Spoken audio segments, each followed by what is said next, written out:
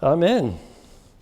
Mais ce matin, si vous avez votre Bible avec vous, j'aimerais ça que vous puissiez tourner dans l'Évangile de Luc, le chapitre 14, et on va lire le passage tout à l'heure. Luc, chapitre 14. Et le titre du message que j'aimerais de vous partager ce matin, ça s'intitule « Un prix qui en vaut la peine ».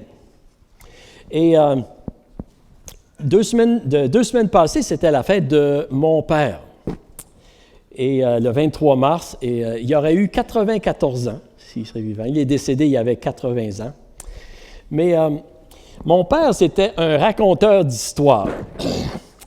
Et parfois, il nous racontait la même histoire plusieurs fois, mais il était toujours intéressante, ces histoires. Et on se demandait toujours qu'est-ce qu'il va rajouter à son histoire, où sera l'emphase de son histoire cette fois-ci. Et lorsque Valérie elle a joint notre famille, elle ne connaissait pas les histoires de mon père. Hey, mon père était content.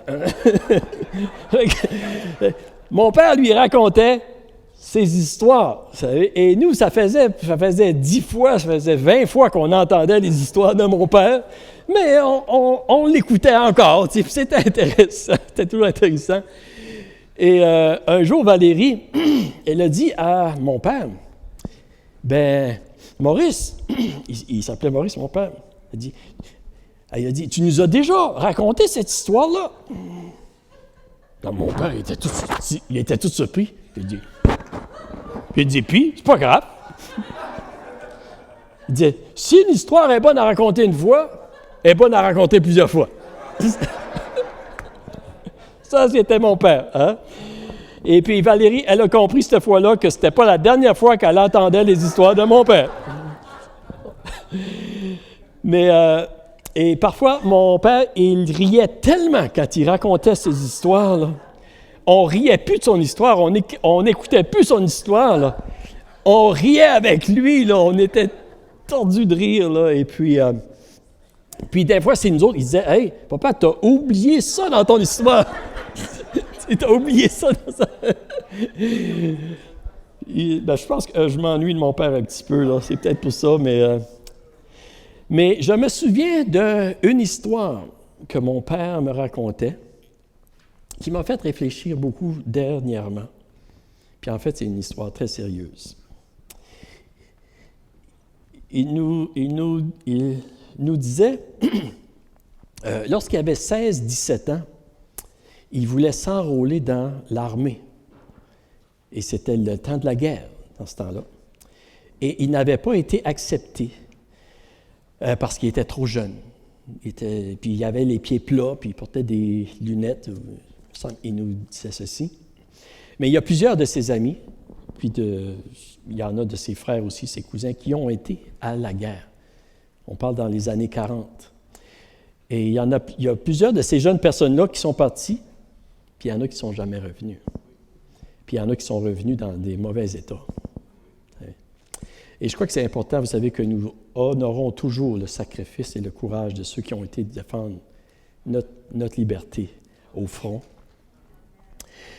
Et aujourd'hui, j'aimerais que l'on se place dans la peau des parents qui disaient au revoir à leur fils ou même leur fille lorsqu'ils les voyaient aller à la guerre. Vous savez, si mon père il était anxieux de pouvoir aller se battre au front, je ne crois pas que mon grand-père était excité de le voir partir avec les autres frères, avec ses amis. Je crois que plutôt il était content qu'il était trop jeune pour aller au front. Puis dans notre génération, vous savez, la grande majorité d'entre nous, on n'a pas été obligés de laisser aller nos enfants au front, à la guerre, sachant qu'il y a des chances qu'ils ne reviennent pas ou qu'ils reviennent dans de mauvaises conditions. En Russie, en Ukraine, puis dans plusieurs pays, en fait, dans le monde, il y a plusieurs familles. Il y a des parents, des grands-parents, qui vivent cette réalité-là. Puis c'est des personnes comme vous et moi qui aiment leurs enfants, qui aiment leurs petits-enfants. Vous savez, tendrement et passionnément. Il y en a que c'est des chrétiens, il y en a que ce n'est pas des chrétiens. Et j'espère que nous n'aurons jamais à vivre ces moments-là. J'espère que non. J'espère qu'on n'aura jamais besoin de dire au revoir à nos petits-enfants ou nos enfants, pour ceux qui sont plus jeunes, d'être forcés d'aller se battre à la guerre, au front.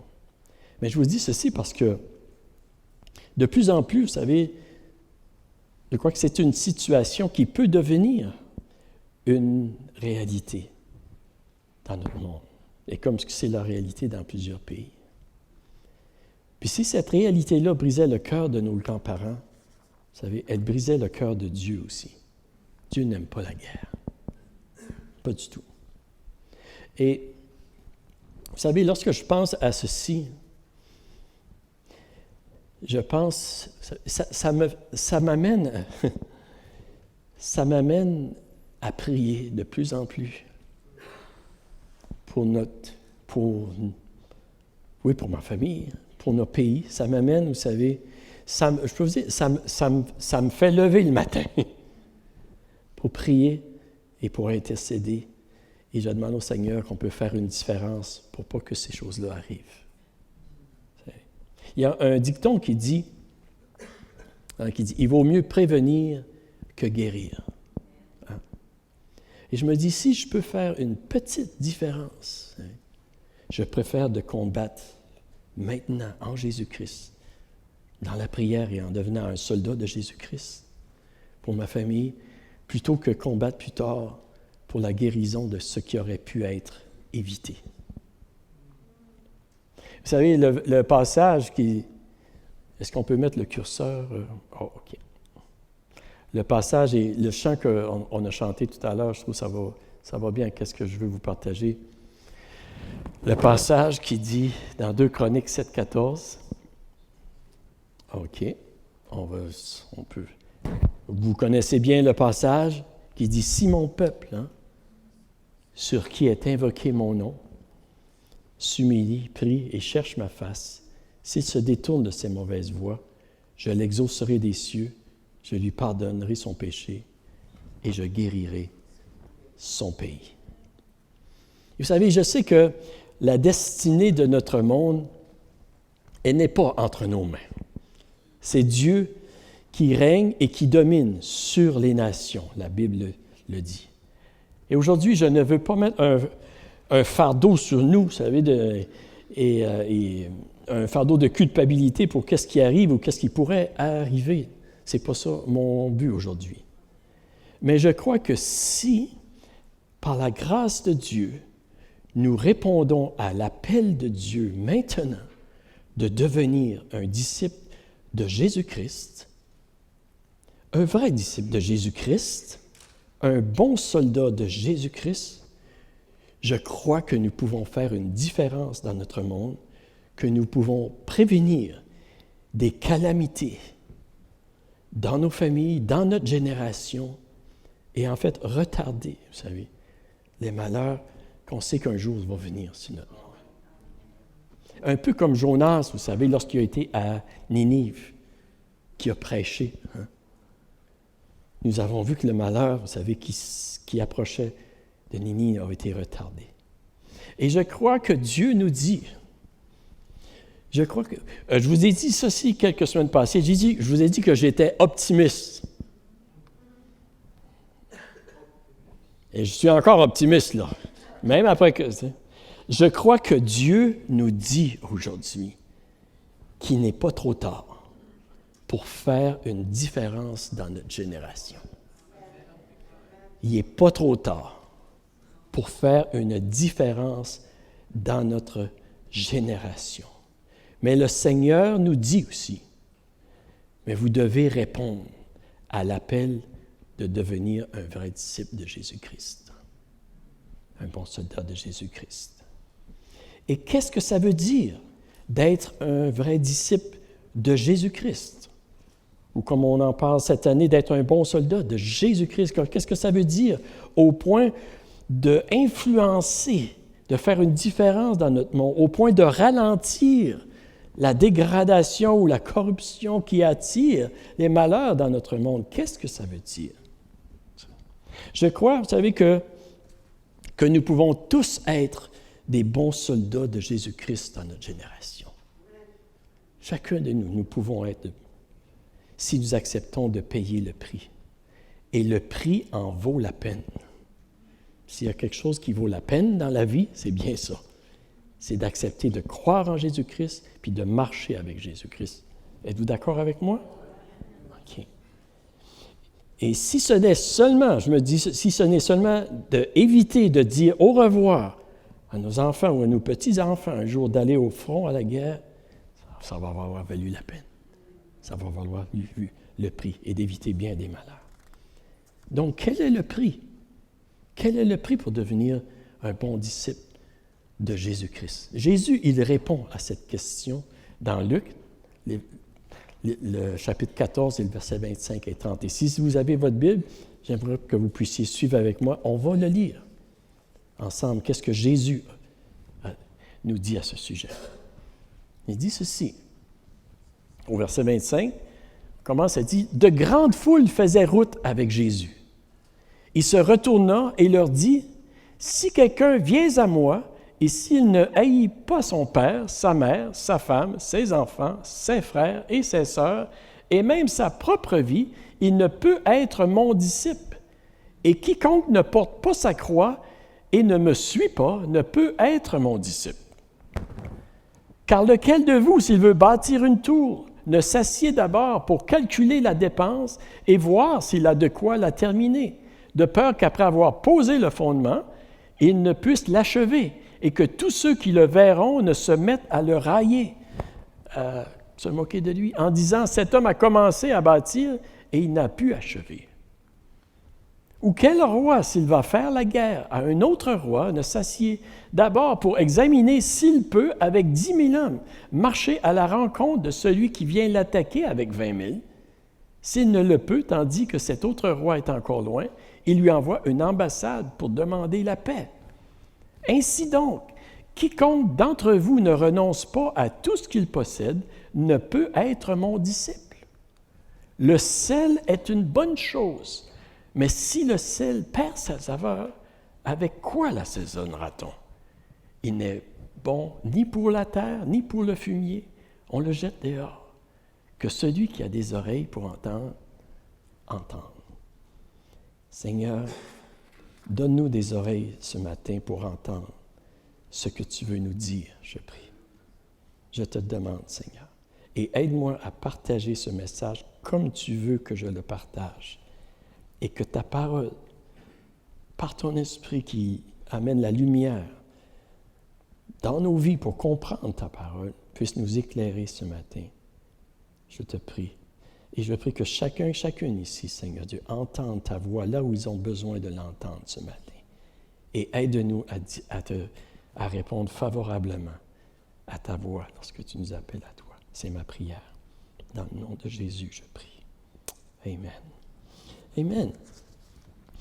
J'aimerais ici, premièrement, qu'on se place dans le contexte. Lorsque Jésus a dit ceci, et ça nous dit, dans le verset 25, ça dit « De grandes foules faisaient route avec Jésus. » Il y avait beaucoup de personnes à ce moment-là qui suivaient Jésus. Et puis, en fait, Jésus se dirigeait à Jérusalem, où il allait être crucifié.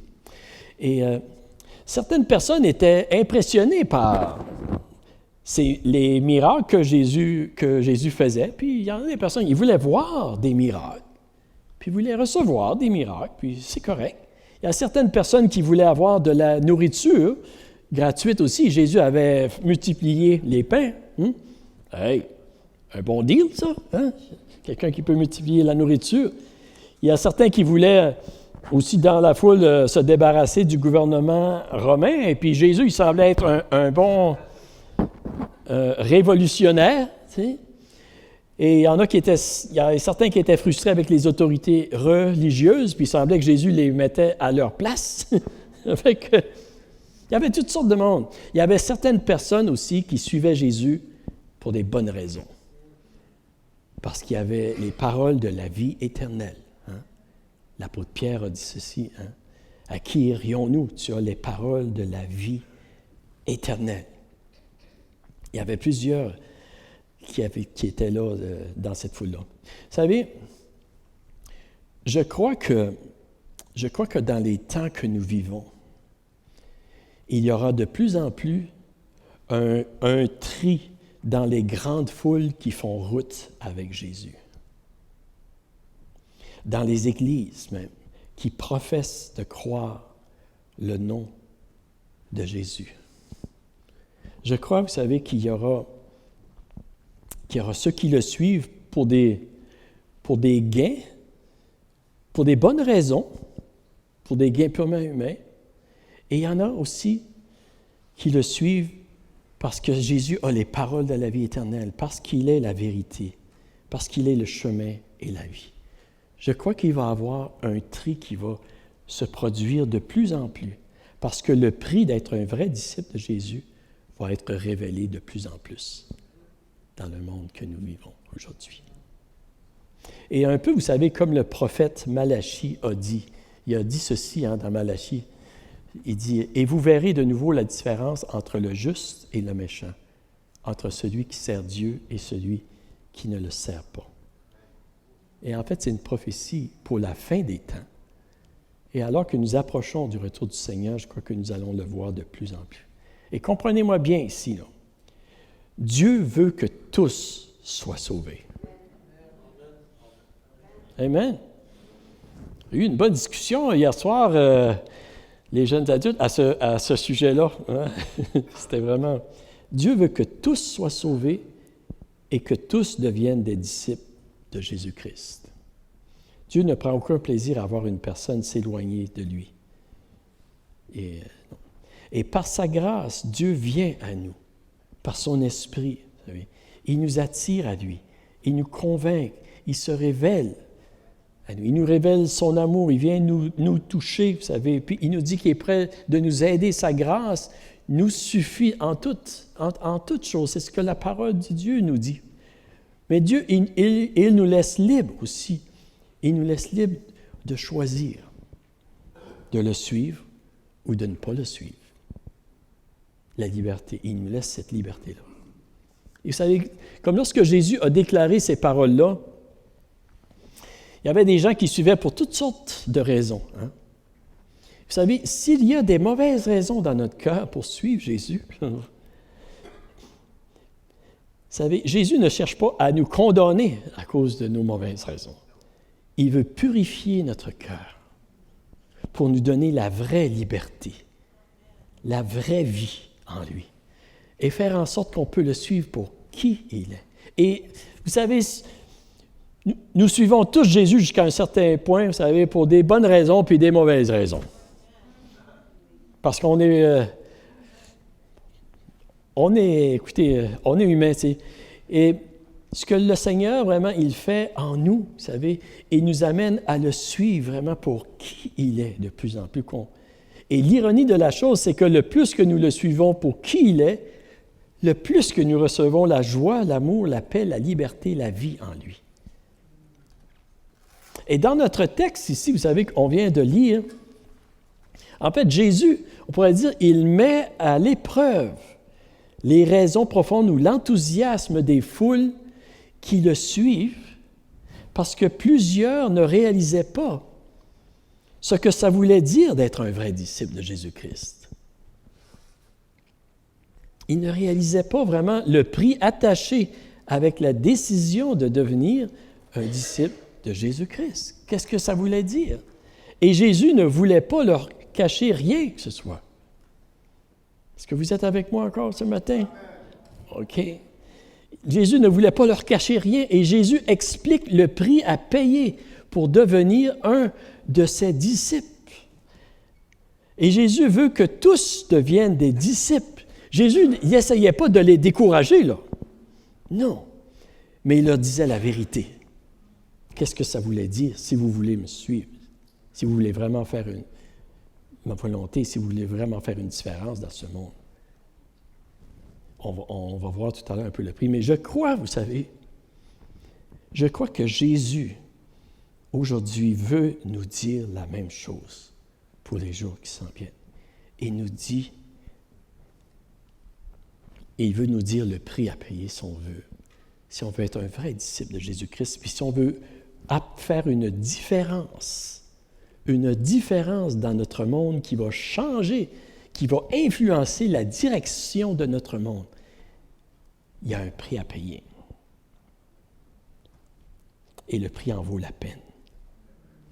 Jésus nous dit la vérité. Amen. C'est quoi? Quel est le prix à payer? Il y a 3 choses que je veux voir avec vous ce matin concernant le prix à payer. Premièrement, le prix à payer pour être un vrai disciple de Jésus-Christ, Jésus nous dit, es-tu prêt à sacrifier l'amour que tu reçois de ta famille? OK. Je vois des faces vraiment sérieuses ici ce matin-là. Qu'est-ce que Jésus a dit dans le verset 26? Jésus il dit ceci. Il dit, si quelqu'un vient à moi et s'il ne haït pas son père, sa mère, sa femme, ses enfants, ses frères et ses sœurs, et même sa propre vie, il ne peut être mon disciple. Wow! Il ne passe pas par 4 chemins, hein? Et c'est pas moi qui le dis, là, ce matin-là. Vous savez, Jésus, ici, là, il n'est pas en train de nous dire qu'il faut haïr notre famille. Et même nous-mêmes, parce qu'il a dit, non, il est en train de faire une comparaison entre notre engagement à suivre Jésus ou à suivre les membres de notre famille. Parce que si Jésus nous dirait d'haïr notre famille, ça serait une totale contradiction avec la parole de Dieu. On a vu ça quelques semaines passées. Non. Il fait une comparaison, vraiment. Il dit, il faut que tu aimes plus faire la volonté du Seigneur que tu aimes de faire la volonté de ta famille. C'est ça qu'il est en train de dire. Notre engagement doit être une priorité. Et s'il y a une différence entre les deux, la priorité doit être donnée à Jésus-Christ. Si tu veux être mon disciple. C'est une question de préférence. J'ai entendu quelque chose d'intéressant quelques semaines passées à ce sujet-là. Et il y a quelqu'un qui disait, mais comment savoir si nous sommes engagés à suivre Jésus plus que nous sommes engagés de suivre notre famille? C'est pas toujours facile à savoir. Puis c'est pas facile lorsqu'on fait face à une situation qu'il faut choisir entre notre famille et entre le Seigneur. C'est vraiment pas facile, vous savez. Mais comment savoir si on aime plus notre famille, vraiment? Excusez. Si on aime plus, on est engagé plus envers le Seigneur qu'envers notre famille. Et cette personne-là disait ceci, il dit, si un jour, il y a des membres de votre famille qui vous ont dit ou qui vous disent, tu ne m'aimes pas parce que tu préfères suivre Jésus. Tu aimes plus ton Jésus que tu aimes moi. Si qu'un jour quelqu'un vous dit ceci, c'est un bon indice. C'est un bon indice que vous êtes engagé à suivre Jésus plus que vous êtes engagé à suivre votre famille, que vous aimez plus Jésus que votre famille. Il dit, c'est un bon indice que vous êtes probablement sur le sentier du disciple, puis vous marchez avec Jésus. Ça m'a déjà arrivé, puis je suis pas mal certain que plusieurs d'entre vous, ça vous est arrivé aussi. Au tout début de la vie chrétienne. Il faut faire attention, par exemple, que ce soit pour les bonnes raisons que les gens nous disent ça. Qu'ils ne nous disent pas ça parce qu'on manque d'amour envers eux autres. Là, ce n'est pas eux autres, c'est nous autres qui manquent d'amour. Il y a un problème avec nous autres. Vous comprenez bien? Mais si des gens ils nous disent ceci, parce que nous les aimons dans la vérité et avec l'amour de Jésus, c'est un signe. Ouais, je pense qu'on est dans le bon chemin. Vous savez. Et je vous dis ceci pour vous dire cela, c'est ça. Parce que je crois que dans les jours à venir, dans le temps où nous vivons, il y aura des situations que des gens de nos propres familles vont nous dire, « Tu m'aimes pas. Tu aimes plus ton Jésus que moi. » Et nous allons se poser la question, Est-ce que je manque d'amour envers ma famille? Est-ce que je manque d'amour envers les personnes qui me sont chères? Et je crois que le diable va jouer dans notre tête avec cette pensée-là pour nous condamner et nous faire demi-tour dans notre engagement avec le Seigneur Jésus-Christ. Il va utiliser ces choses-là pour nous amener loin de notre engagement avec le Seigneur. Et la vérité, vous savez, lorsque les gens nous disent que tu ne m'aimes pas parce que nous aimons plus le Seigneur Jésus-Christ et que nous l'aimons de la bonne façon, comprenez-moi bien, la vérité, c'est que nous n'avons pas un manque d'amour pour les gens de notre famille, mais nous les aimons dans la vérité, en Jésus-Christ. Et Jésus dit, pour être un vrai disciple de Jésus-Christ, nous devons être prêts de sacrifier l'amour que nous pouvons recevoir, même de notre famille. Vous savez, il y a un prix à payer pour conduire des personnes à Jésus-Christ. Et parfois, c'est le prix de se faire dire qu'on n'a pas d'amour pour eux. C'est un prix que nous sommes prêts à payer pour voir, en particulier, les membres de nos familles venir à Jésus-Christ. Et vous savez, ce n'est pas la première fois que Jésus adresse ce sujet-là dans les évangiles. Et Jésus, il le répète. Et une des raisons pourquoi il le répète, vous savez, c'est parce que c'est une des raisons majeures pourquoi souvent les gens, ils vont faire un demi-tour ou ils vont être tentés de faire un demi-tour ou faire des compromis avec le engagement de Jésus envers Jésus-Christ. Et c'est la raison pourquoi, vous savez, Jésus nous dit ceci. Jésus il dit également dans Luc, le chapitre 14, un petit peu plus haut, c'est la parabole qui invite les invités au banquet et qu'il y avait plusieurs personnes qui donnaient des excuses. Je vais juste vous le lire. Il dit mais tous unanimement se mirent à s'excuser. Le premier lui dit, j'ai acheté un champ, je suis obligé d'aller le voir, excuse-moi, je te prie. Un autre dit, j'ai acheté 5 paires de bœufs, je vais les essayer, excuse-moi, je te prie. Un autre dit, je viens de me marier, c'est pourquoi je ne peux pas aller. Plusieurs excuses, vous savez. Et ce n'est pas que ces choses-là ne sont pas importantes, mais la priorité doit être donnée au Seigneur. Vous êtes avec moi ce matin? Jésus. OK. La deuxième chose, le prix à payer pour être un vrai disciple de Jésus-Christ. Il faut être prêt à sacrifier nos projets personnels. Jésus, il dit ceci. Il dit, si quelqu'un vient à moi et s'il ne haït pas son père, sa mère, sa femme, ses enfants, ses frères et ses sœurs, et même sa propre vie, il ne peut être mon disciple. Et il dit, quiconque ne porte pas sa croix et ne me suit pas ne peut être mon disciple. Wow! Vous savez, à cette époque-là, les gens, lorsqu'ils entendaient parler de porter sa croix, ils savaient qu'est-ce que ça voulait dire. Ça voulait dire d'être prêt à tout abandonner pour suivre Jésus. Le symbole de la croix, ça représente la mort, vraiment. Et lorsque Jésus nous parle de porter notre croix, c'est la mort à soi-même, à notre volonté, à nos projets, pour faire sa volonté, ses projets, ce que lui, il désire pour nous. Lorsque Jésus nous parle de la croix, il nous parle de l'abandon de nos intérêts personnels, premièrement, pour faire sa volonté, et ceci même si ça implique des moments de souffrance, de rejet, l'abandon et en fait, même la mort. C'est une question de priorité.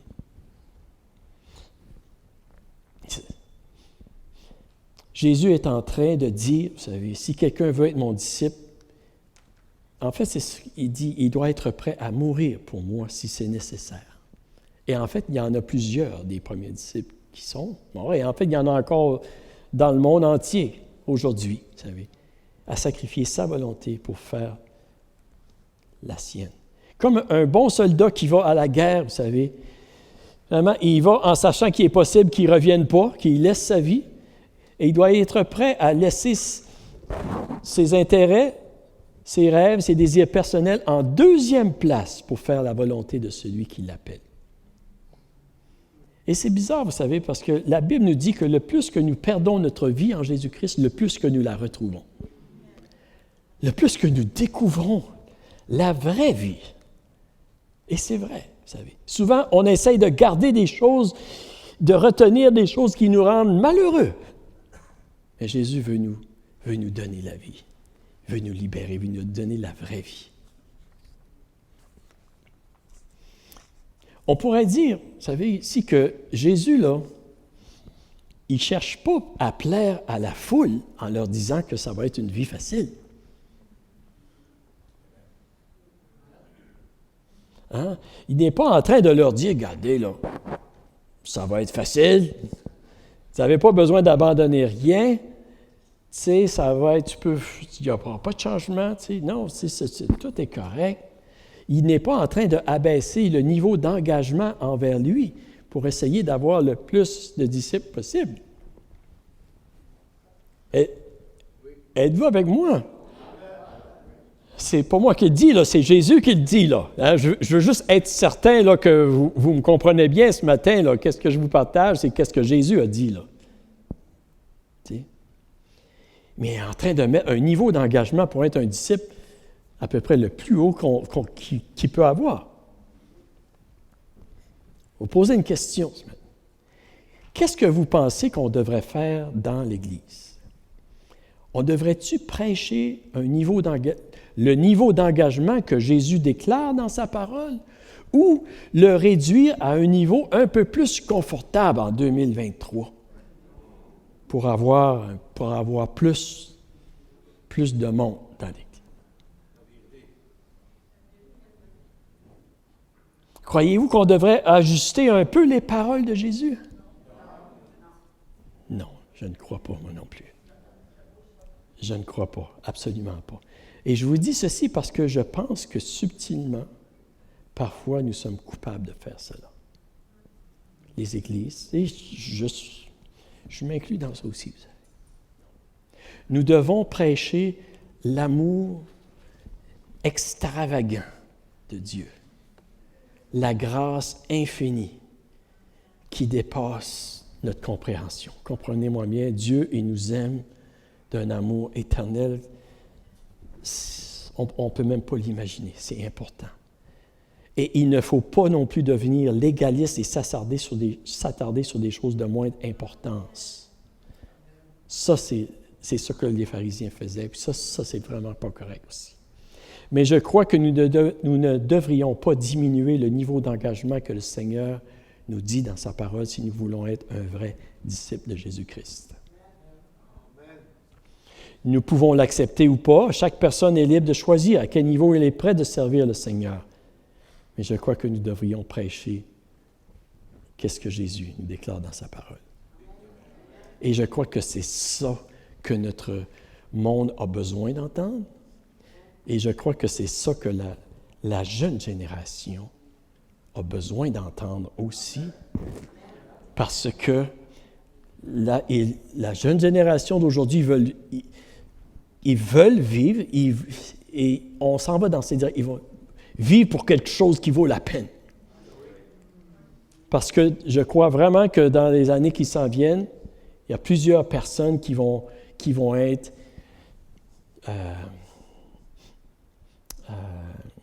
blasés, je pense que c'est le mot, qui vont être de tout ce qui est en train de se produire. Ça va les laisser tellement vides à l'intérieur. Ils vont réaliser qu'il n'y a rien et ils vont rechercher quelque chose qui vaut la peine de vivre. Et ils vont le trouver en Jésus-Christ. Et je crois que l'Église, oui, on doit partager ce que la parole de Dieu nous enseigne dans l'engagement. Et je vous le partage ce matin. J'aimerais aussi que la troisième chose, c'est que le prix à payer, c'est d'être prêt à réfléchir sérieusement au prix à payer et l'accepter. Et en fait, Jésus, il prend 2 exemples pour encourager les gens de réfléchir à c'est quoi le prix. Vous savez, on vit dans une génération aujourd'hui qui ne réfléchit pas beaucoup. On est tellement occupé avec toutes les choses, il y a tellement que souvent on ne prend pas le temps. Et nous avons besoin, c'est ça. Et Jésus, il dit ceci, « Car lequel de vous, s'il veut bâtir une tour, ne s'assied d'abord pour calculer la dépense et voir s'il a de quoi la terminer, de peur qu'après avoir posé les fondements, il ne puisse l'achever, et que tous ceux qui le verront ne se mettent à le railler en disant, « Cet homme a commencé à bâtir et il ne peut l'achever. » Jésus ici, il parle d'un homme qui veut bâtir une tour. Et c'était commun à l'époque de Jésus. Et pour bâtir une tour, vraiment, il fallait réfléchir, il fallait de la planification, il fallait de la décision, il fallait calculer le prix pour bâtir cette tour-là. Et en fait, Jésus est en train de dire, si tu veux être un disciple de Jésus-Christ, tu dois aussi réfléchir sérieusement, consciencieusement et accepter le prix. Et qu'est-ce que Jésus essaye de dire ici? C'est que Jésus, il veut communiquer concernant la personne, en fait, qui ne compte pas le prix à l'avance pour devenir un disciple et qui décide de plonger sans vraiment réaliser le prix et à un moment donné, qui se retrouve avec une construction débutée mais non complétée. Et ça démontre en fait sa folie ou son manque de sagesse. On pourrait dire ici que c'est comme l'image où ça illustre une personne qui a commencé à suivre Jésus, puis qui s'est embarqué avec le désir de devenir un disciple, de marcher avec Jésus, de changer le monde avec Jésus. Et à un moment donné, il a commencé, mais qui n'a pas poursuivi sa marche. Et qu'est-ce que ça fait? Ça démontre en fait la superficialité de sa foi, ça démontre le manque de profondeur.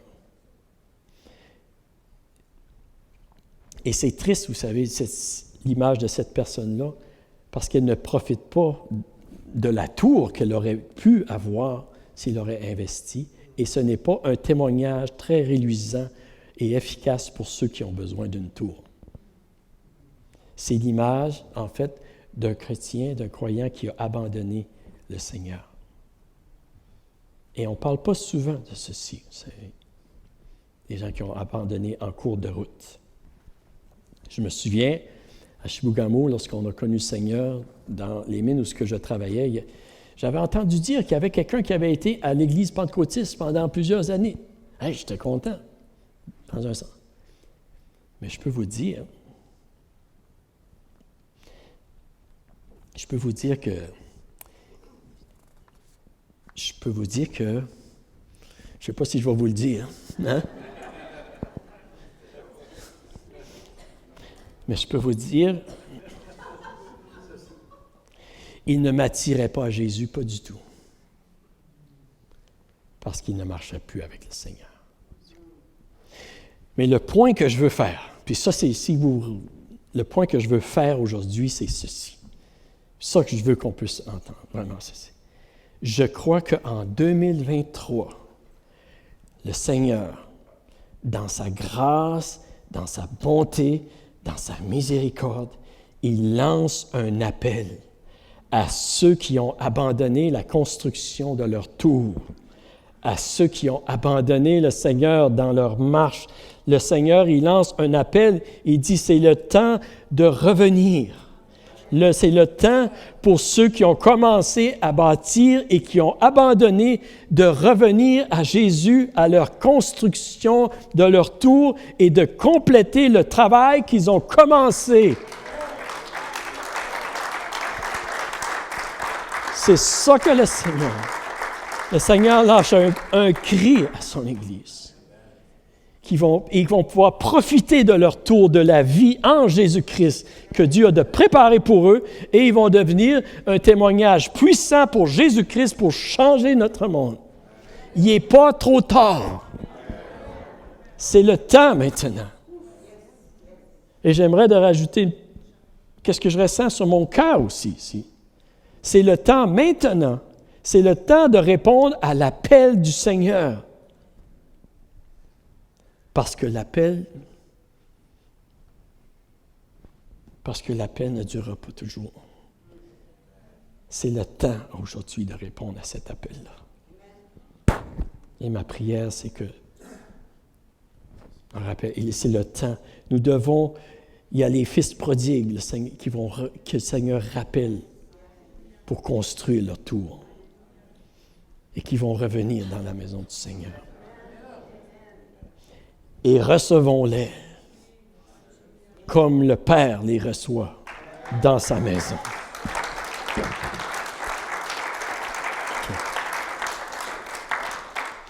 Et Jésus utilise une deuxième illustration pour parler de ça. Il dit, « Quel roi, s'il va faire la guerre à un autre roi, ne s'assied d'abord pour examiner s'il peut, avec 10 000 hommes, marcher à la rencontre de celui qui vient l'attaquer avec 20 000.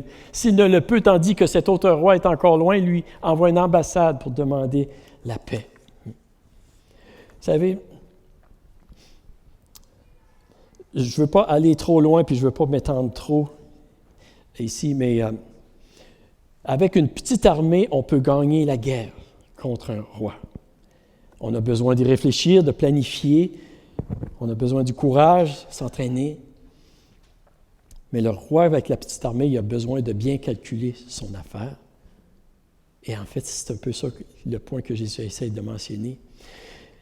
Et, vous savez, nous sommes, une chose que nous devons réaliser en Jésus-Christ, c'est que nous combattons dans la victoire en Jésus. Nous combattons dans la victoire, dans le nom puissant de Jésus. Nous sommes plus que vainqueurs en Jésus-Christ. Et si Dieu est avec nous, qui sera contre nous? Et si nous calculons bien le prix, nous allons voir que nous avons tout ce que nous avons besoin pour être victorieux. Et oui, le Seigneur veut qu'on se lève. On se lève avec la puissance de son nom. Et il nous appelle de cette façon-là. Et si nous sommes prêts à payer le prix, vous savez, nous avons toutes les ressources nécessaires pour bâtir notre tour et nous avons toutes les ressources nécessaires pour gagner la guerre. Nous avons les armes, les armures, nous avons tout ce que nous avons besoin. Le Seigneur nous garantit la victoire. Et là, vous me posez la question. Parce que vous me posez la question, je vais répondre. Hein? Vous dites, qu'est-ce que cela a à faire avec le sel? Hein? Parce que on lit dans le texte, Jésus dit, « Ainsi donc, il conclut, quiconque d'entre vous ne renonce pas à tout ce qu'il possède ne peut être mon disciple.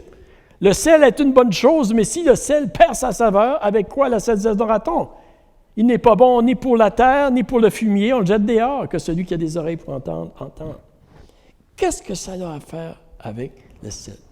Juste une parenthèse ici que je veux faire, par exemple, en passant.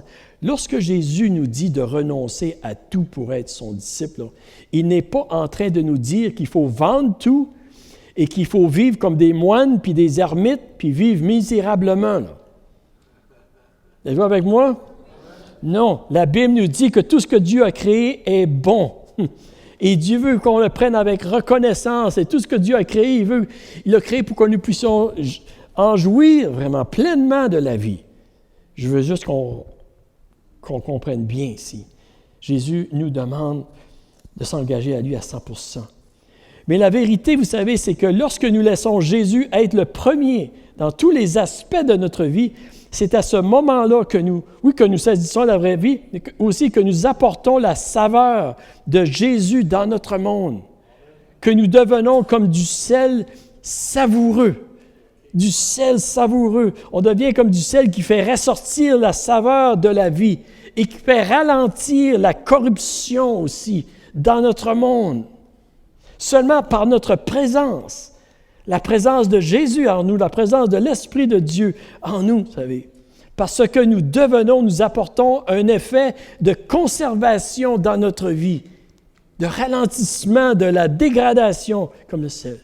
Et le sel n'a pas besoin de dire, vous savez, aux aliments qu'il est le sel pour faire rehausser la saveur. Il a juste besoin d'être là, puis d'avoir de la saveur. Et je crois, vous savez, que dans plusieurs situations, nous allons nous retrouver aussi où ça va être difficile de parler de Jésus. Ça va être difficile, puis même dans nos familles parfois, tu sais. Mais simplement, si nous sommes le sel avec la saveur, nous pouvons influencer.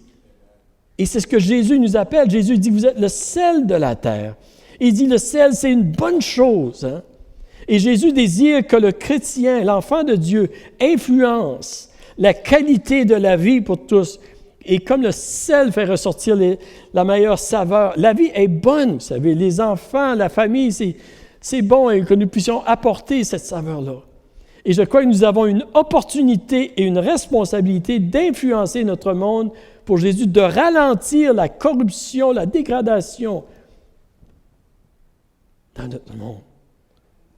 Pour remettre à plus tard, en fait, parce qu'on sait qu'est-ce qui va arriver. On doit saisir l'opportunité en recherchant à devenir des vrais disciples. Et c'est en devenant de vrais disciples que nous puissions vraiment influencer notre génération. Êtes-vous avec moi? Si nous ne sommes pas différents dans nos priorités, dans nos valeurs, dans nos actions, dans nos paroles, dans notre amour, dans notre intégrité, dans notre honnêteté, dans notre moralité, si nous ne sommes pas différents dans notre manière de vivre, nous devenons comme du sel qui a perdu sa saveur pour avoir un impact sur notre communauté. Et c'est le temps, je crois que c'est le temps que l'Église de Jésus-Christ retrouve sa saveur. Et c'est ce que Jésus nous appelle à faire. Et nous allons avoir un impact sur notre communauté, sur notre monde. Et Jésus dit, avec quoi l'assaisonnera-t-on s'il a perdu sa saveur? Bien, moi, j'ai une réponse pour ça. Avec quoi l'assaisonnera-t-on si le sel a perdu? Pour que le sel retrouve sa saveur, il doit être enveloppé de sel, entouré de sel savoureux. Amen. Aujourd'hui, si nous ressentons que nous avons perdu de la saveur parce que notre engagement envers Jésus-Christ a diminué au point qu'il y a beaucoup d'excuses et d'autres priorités dans notre vie, puis qu'on ne fait pas une grosse différence, vous savez qu'on n'a pas beaucoup de saveur, Jésus, il nous dit, « Reviens à moi de tout ton cœur et je vais te redonner ta saveur. Je vais te redonner ta saveur. » Et Jésus nous dit aussi, va où il y a du sel savoureux. Entoure-toi de sel savoureux. Puis tu vas recherche ma présence dans ma parole, dans la louange, dans la prière, dans la fraternité. Va avec le sel et tu vas retrouver ta saveur. On a besoin d'être entouré de sel. Amen. Et là, vous me posez encore une question, puis je termine. Si vous ne me poseriez pas de questions, je terminerai, mais là, vous me posez toujours des questions. Et là, vous me posez la question, bien, qu'est-ce que cela a à faire avec nos enfants qui pourraient aller à la guerre? Bonne question. Et peut-être que vous penserez que je suis un peu fou, peut-être que vous le pensez déjà, c'est correct. Mais vous savez, notre monde, il s'est égaré et il s'égare de plus en plus loin des vérités que Dieu enseigne dans sa parole. Hein? On appelle mal le bien, on appelle bien le mal. C'est le monde à l'envers. Je vous dis, vous savez, c'est l'abandon des valeurs, vous savez.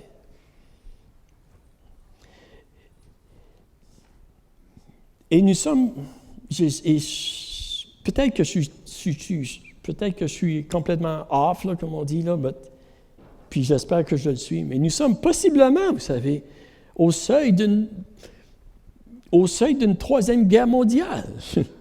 Malheureusement. Je veux dire, et puis je ne veux pas être un prophète de malheur ici. Mais si les choses continuent de cette façon, il se peut qu'un jour, nous ayons à dire au revoir à nos petits-enfants pour aller combattre au front. Comme en Russie, comme en Ukraine et comme dans d'autres pays. Et ce n'est pas ce que Dieu désire. Mais je vous dis ceci pour vous dire que je suis optimiste. Wow! On me dit, t'es vraiment optimiste, toi, en parlant de ça? Oui, je suis optimiste! Parce que je crois que si nous acceptons l'appel du Seigneur à le suivre de la façon qu'il nous appelle à le suivre dans sa parole, à lui donner la priorité dans tous les aspects de notre vie, nous deviendrons comme du sel par sa grâce, du sel savoureux qui va affecter notre génération et même le cours de notre histoire, de l'histoire où ce que notre monde s'en va. Il va y avoir un revirement. Je crois que nous allons voir une multitude de personnes venir à Jésus-Christ. Je le crois, vous savez. Et nous allons ralentir, oui, la détérioration que notre monde se déroule. Nous allons influencer. Nous pouvons influencer la direction de notre monde, la direction spirituelle de notre pays. Jésus a dit, je guérirai son pays si mon peuple est pris, se mulit, se détourne de ses mauvaises voies. Vous savez. Et je suis optimiste. Êtes-vous optimiste?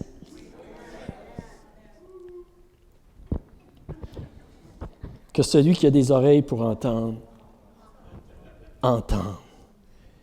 Nous pouvons le faire, vous savez. Et ça, juste un peu de sel peut faire une grande différence.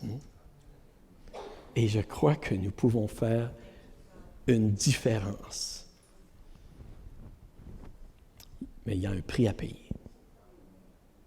Jésus a payé le prix pour notre salut. Comprenez-moi bien, là. Je pense. Mais pour être un disciple de Jésus-Christ qui va influencer notre monde, il y a un prix à payer. Et Jésus le dit dans sa parole. Et c'est un prix qui en vaut la peine. Amen. J'aimerais t'inviter le groupe de revenir. Et j'aimerais qu'on chante le chant que vous avez chanté concernant guérir notre pays, nos villages.